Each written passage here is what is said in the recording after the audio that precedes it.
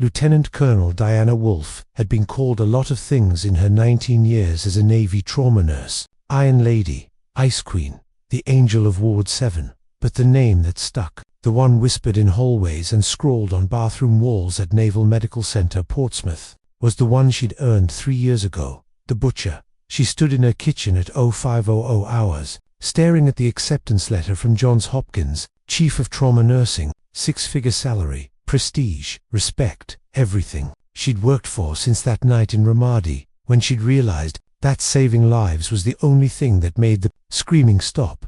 She should have been celebrating. Instead, she was reading the email that had arrived at midnight. No subject line, no signature, just a single sentence and an attachment. You killed my son. Now I'm going to destroy everything you love. The attachment was a video file. Diana's hands shook as she clicked it. The footage was grainy, shot from a security camera angle. Naval Medical Center, Portsmouth, Ward 7, 3 years ago. Diana recognized the scene immediately. How could she not? She'd lived it 1,000 times in her nightmares. The video showed her standing over a passionate young Marine, no more than 22, his face twisted in agony. Eyed blast, catastrophic internal injuries, bleeding out faster than they could replace the blood. Diana's team surrounding her, hands moving with desperate precision.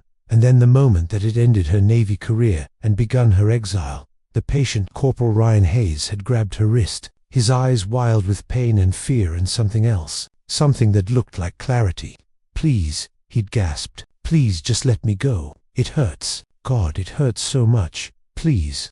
Diana had looked at his vitals, looked at the blood pooling despite their efforts, looked at the catastrophic damage that even if they saved him, and that was a massive if, would leave him with a quality of life that made death look merciful. She'd looked at her team, at the other patients waiting, at the finite resources and infinite suffering, and she'd made a choice. The video showed her stepping back, showed her ordering her team to move to the next patient, showed Corporal Ryan Hayes dying alone while they worked on someone else. The official inquiry had cleared her. Triage protocols supported her decision. The patient had been she'd made the call any competent trauma nurse would make, but Ryan Hayes's father, Brigadier General Marcus Hayes, retired, had disagreed. He'd waged a 3-year campaign to destroy her. Media interviews painting her as callous, pressure on the Navy to discharge her, whisper campaigns that followed her to every new assignment. She'd gone from rising star to toxic asset in 6 months. The Navy had quietly pushed her into early retirement, honorable discharge, full benefits, go away and stay away, and she had. For 3 years, she'd rebuilt her life, published research, consulted, applied to civilian positions where General Hayes's reach couldn't touch her. Johns Hopkins was supposed to be her fresh start. Diana read the email again. The video had been sent from an anonymous account, but she knew who'd sent it. General Hayes wasn't done destroying her. And now he was coming for Johns Hopkins. Her phone rang. Unknown number. She almost didn't answer. Lieutenant Colonel Wolfe. The voice was male, older, carrying the weight of command and barely suppressed rage. We need to talk about my son. Diana's hand tightened on the phone. General Hayes, you killed him. You looked into his eyes while he begged you to save him, and you walked away. Hayes's voice was steady, controlled, which somehow made it more terrifying. The Navy let you hide behind protocols and triage decisions. But I know the truth. You let my boy die because it was easier than fighting for him. Your son's injuries were catastrophic. Even if, don't you dare talk about his injuries like there were numbers on a chart. Hayes's control cracked. He was my son. He was 22 years old. He survived Ramadi. He survived that IED blast. He survived the helicopter ride to your hospital. And then you murdered him. I made a medical decision based on you made a choice to play God, and now you're going to Johns Hopkins, going to be their chief of trauma nursing, going to make more medical decisions about who lives and who dies. Hayes laughed, cold and bitter. I don't think so. What do you want? I want you to suffer the way I've suffered. I want you to watch everything you've built turn to ash. I want you to know what it feels like to have someone take away the thing you love most. He paused. Check your email. Johns Hopkins received an interesting package this morning. The line went dead. Diana's laptop pinged. Email from Johns Hopkins HR. Subject: urgent, regarding your offer. Her stomach dropped as she read. Dear Dr. Wolfe, we've received information regarding an incident during your Navy service that was not disclosed in your application. Given the serious nature of these allegations and the accompanying video evidence, we must rescind our offer of employment pending further investigation. We appreciate your interest in Johns Hopkins and wish you the best in your future endeavors. 3 years. 3 years of rebuilding. And Hayes had destroyed it in one night. Diana sat in her kitchen as the sun rose, watching her future burn. She thought about calling a lawyer, thought about fighting back, thought about all the things she could do that would accomplish nothing except drain her savings and give Hayes more ammunition. Then she thought about something else. She opened her laptop and started searching. Admiral Christine Morrison, Navy Medical Corps, her old commanding officer, the one who'd quietly supported Diana during the inquiry, the one who'd told her, off the record, that sometimes the right call and the legal call weren't the same thing, and the one who'd said, if you ever need to know the truth about what really happened that night, call me. Diana had never called, had never wanted to know if there was more to the story than what she'd seen, but that was before Hayes had declared war. She dialed Morrison's private number. The Admiral answered on the second ring. Diana, I was wondering when you'd call. You knew he was coming for me.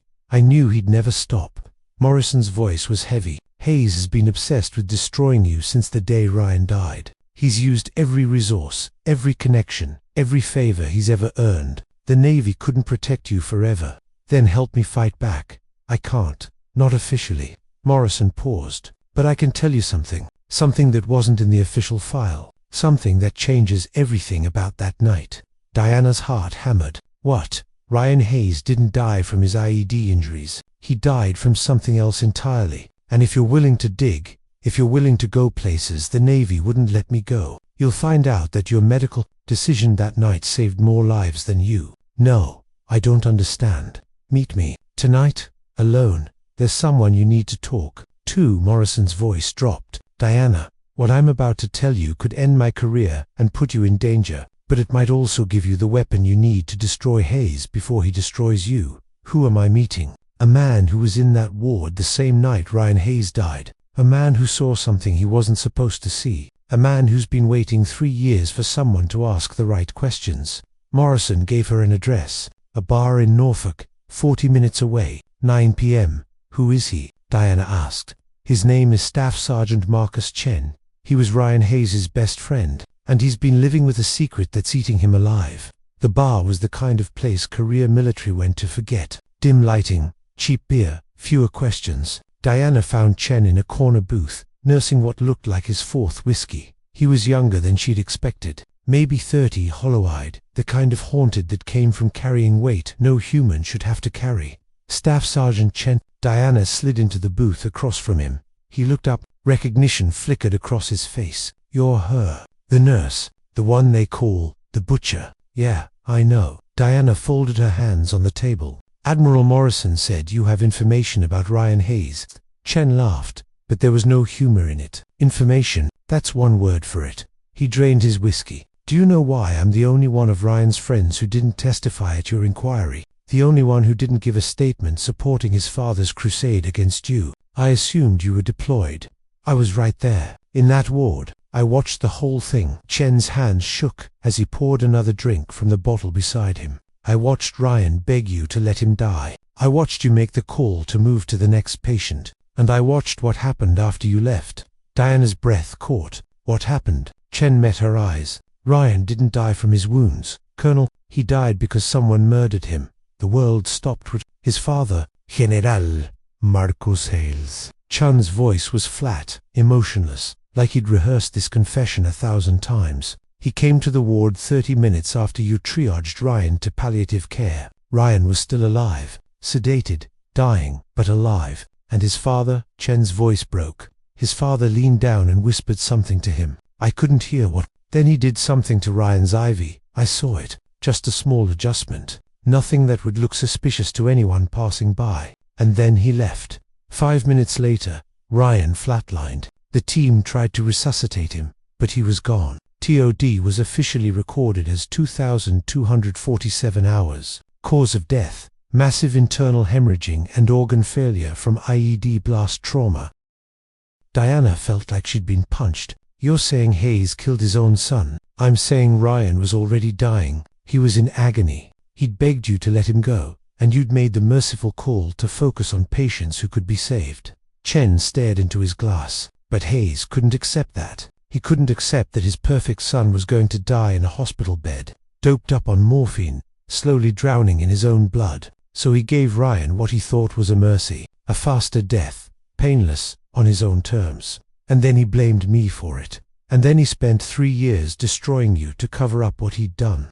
Chen looked up, because if anyone ever investigated Ryan's death closely, if they ever looked at the timeline, at the medications, at who had access to that ward, they'd find out. They'd know. And General Marcus Hayes would go from grieving father to murderer. Diana's mind raced. Why didn't you say anything? Why didn't you report this? Because I couldn't prove it. I saw him adjust the 4, but I don't know what he did. Could have been nothing. Could have been exactly what I think it was. And Hayes is a general. I'm a staff sergeant. Who's going to believe me? Chen's voice hardened. But then Morrison reached out. Said you were finally ready to fight back. Said you deserved to know the truth. The truth won't hold up in court. It's your word against a general's. I know. Chen smiled, and it was the saddest thing Diana had ever seen. But I also know that Ward 7 had security cameras. And I know that the Navy keeps surveillance footage for 5 years before it's purged. And I know that in 3 months, that footage gets deleted forever. Diana's pulse quickened. You're saying, I'm saying that if someone with the right clearance accessed that footage before it's purged, they might see General Marcus Hayes doing something to his sons for 30 minutes before Ryan died. Chen slid a flash drive across the table. And I'm saying that maybe, just maybe, that someone could use that footage to make sure Hayes never destroys another innocent person's life. Diana stared at the flash drive. This is evidence of murder, or at minimum, evidence of euthanasia without consent. Either way, it ends Hayes' crusade against you. It ends his career. It ends everything he's built. Chen stood. Ryan was my best friend. He didn't deserve to die the way he did. And he sure as hell wouldn't have wanted his father using his death as an excuse to destroy a nurse who made the right call. He walked away, leaving Diana alone with a flash drive and a choice. She could take this to the authorities, end Hayes legally, ethically, properly, or she could do something else entirely. Diana sat in her car outside the bar for 2 hours, the flash drive burning a hole in her pocket like a live coal. The legal path was clear. Take the footage to NCIS. Let them investigate. Hayes would be arrested, tried, probably convicted. His career would end. His legacy would be destroyed. Justice would be served. Clean. Proper. By the book. But Hayes hadn't played by the book. He'd spent 3 years systematically destroying her reputation, her career, her future. He'd used his power and connections to ensure she'd never escape the shadow of his son's death. He'd just cost her Johns Hopkins, and he wouldn't stop there. Going legal would take months, maybe years, investigations, trials, appeals, and through it all, Hayes would have time to spin the narrative, to use his connections, to turn himself into the tragic father, driven to desperate measures by unbearable grief. He might even win. No, Diana wasn't going to give him that chance. She drove home and spent the next 6 hours watching the security footage, watching General Marcus Hayes enter Ward 7 at 2,217 hours, watching him approach his son's bed, watching him lean close, whisper something, watching his hand move to the foreline, adjusting something the camera angle didn't quite capture, watching Ryan Hayes flatline at 2,222 hours, 5 minutes. That's all it had taken. The footage was damning, but it wasn't quite enough for a murder conviction. Any defense attorney worth their retainer could argue Hayes was simply adjusting his son's position, checking the IV, doing what any concerned father would do. Diana needed more than footage. She needed a confession, and she knew exactly how to get one. The email Diana sent to General Hayes was simple. General, I know what you did to Ryan. I have proof. We need to talk. Alone. Meet me at Arlington National Cemetery. Section 60. Tomorrow, at 1400 hours. Come alone, or I go to NCI's. Diana Wolfe. She didn't expect him to come. Men like Hayes didn't respond to threats from people they considered beneath them. But at 1355 hours, she saw him walking through the rows of white headstones, his bearing still military straight despite retirement. He'd aged in 3 years, grayer, harder. The obsession with destroying her had carved deep lines around his eyes. He found her standing at Ryan's grave. She'd chosen the location deliberately. Psychological warfare, Make him face his son while she confronted him with the truth.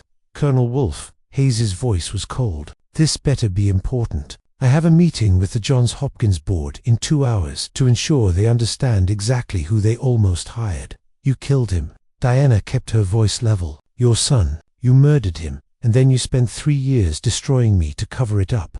Hayes's face didn't change. That's quite an accusation. I assume you have proof. Security footage from Ward 7, showing you entering Ryan's room at 2,217 hours, showing you adjusting his fall, showing him dying 5 minutes later.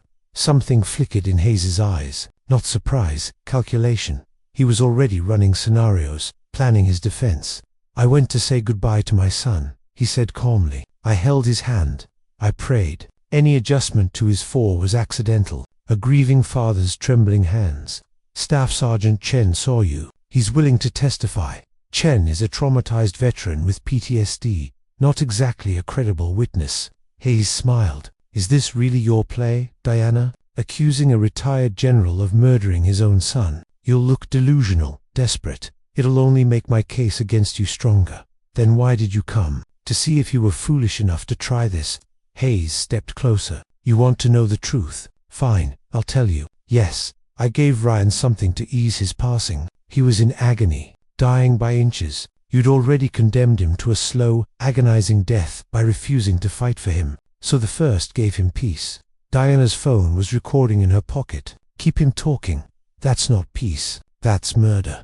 That's mercy. Hayes's control finally cracked. My son was a Marine, a warrior. He didn't deserve to die drowning in his own blood, pumped full of drugs, unable to even speak. You took away his chance at survival, so I gave him dignity in death. I made a medical decision based on, you made a selfish decision. Hayes was shouting now, grief and rage pouring out after 3 years of cold calculation. You chose the easy path. You chose the patients you could definitely save over the one who needed you to fight. You looked at my son's chart and saw non-salvageable, and you gave up. Your son begged me to let him go, because he was in pain, because he was scared, because he needed someone to tell him he was going to be okay, that you'd fight for him no matter what. Hayes's eyes were wet now, but you didn't fight. You walked away. You left him alone to die. So yes, I finished what you started. I gave him the peace you denied him, and I've spent 3 years making sure you understand what it costs to give up on someone,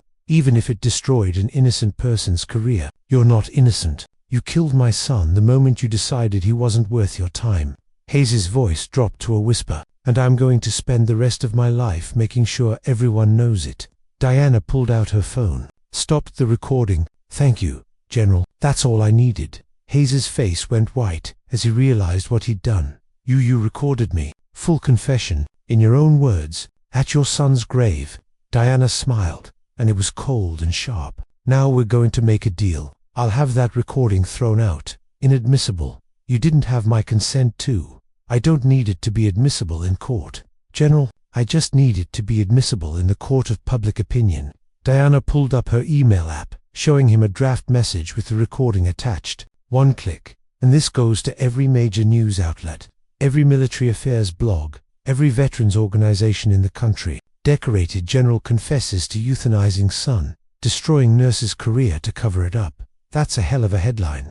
Hayes stared at the phone like it was a loaded gun. What do you want? I want you to stop. No more crusade against me. No more whisper campaigns. You're going to call Johns Hopkins and tell them you made a mistake, that you were grieving and angry and you unfairly blamed me for your son's death. You're going to withdraw every statement, every interview, every piece of evidence you've used against me. And if I don't, then I destroy you the way you tried to destroy me. This recording goes public. The security footage goes to NCIS, and you spend the rest of your life in Leavenworth for murdering your son. Diana leaned closer. Your choice, General. Quiet defeat or public destruction. Hayes was shaking now. The powerful general, the grieving father, the obsessed destroyer, all of it, crumbling as he faced the consequences of his own confession. You can't do this, he whispered. I just did. Diana's voice was steel. You taught me something these past 3 years, General. You taught me that mercy is weakness, that the system doesn't protect the innocent, that sometimes the only way to win is to be willing to destroy your enemy completely. She met his eyes. So thank you for the education. Hayes stood at his son's grave for a long moment. Then, slowly, he pulled out his phone and made the call to Johns Hopkins. Diana listened as he recounted everything, as he took full blame for his campaign against her, as he begged them to reconsider her application. When he hung up, he looked 10 years older. "You got what you wanted," he said, "but it won't bring you peace. You'll always know that you destroyed a grieving father, that you used his confession against him, and you'll always know that you murdered your own son and tried to make an innocent woman pay for it." Diana turned to leave. "We both have to live with what we've done, General. The difference is, I can sleep at night." She walked away, leaving Marcus Hayes alone at his son's grave. Diana stood in her new office at Johns Hopkins, looking out over Baltimore. Chief of Trauma Nursing, the position she'd earned, the position Hayes had almost taken from her. Her phone buzzed. Unknown number. She almost didn't answer. "Diana Wolfe." "Colonel, it was Chen. I heard you got the Johns Hopkins position. Congratulations." "Thank you, and thank you for what you gave me. Did you use the legal route?" "NCIA." Diana looked at the flash drive sitting in her desk drawer, the security footage she'd never turned over, the evidence she'd kept as insurance. "I used the route that worked," she said carefully. Chen was quiet for a moment. "Hayes retired last month, quietly, no ceremony, just ... disappeared. I heard. Do you think Ryan would have wanted this? You blackmailing his father, destroying his legacy?" Diana thought about that, about Ryan Hayes begging her to let him go, about the choice she'd made, about the 3 years of hell that followed. "I think Ryan wanted peace," she said finally, "and I think his father took that away from both of us. So yes, I think Ryan would understand. What about you? Do you have peace now?" Diana looked at her reflection in the window. She looked the same. Same face, same uniform, same scars, but something fundamental had changed. "No," she admitted, "but I have justice. And sometimes, that's enough." She hung up and turned back to her desk. There was work to do, lives to save, decisions to make. And this time, nobody would question her right to make them. Diana Wolfe had spent 3 years being called the butcher, being blamed for a death she didn't cause, being destroyed by a man who'd used his grief as a weapon. But she'd learned something in those 3 years. She'd learned that sometimes mercy looked like walking away, and sometimes justice looked like making your enemy destroy himself. General Marcus Hayes had taught her to be ruthless, and in the end, that lesson had saved her. She opened her laptop and got to work. There were trauma protocols to review, staff to manage, lives to save. The butcher was dead, but Diana Wolfe, chief of trauma nursing, Johns Hopkins Hospital was just getting started, and God help anyone who tried to stop her.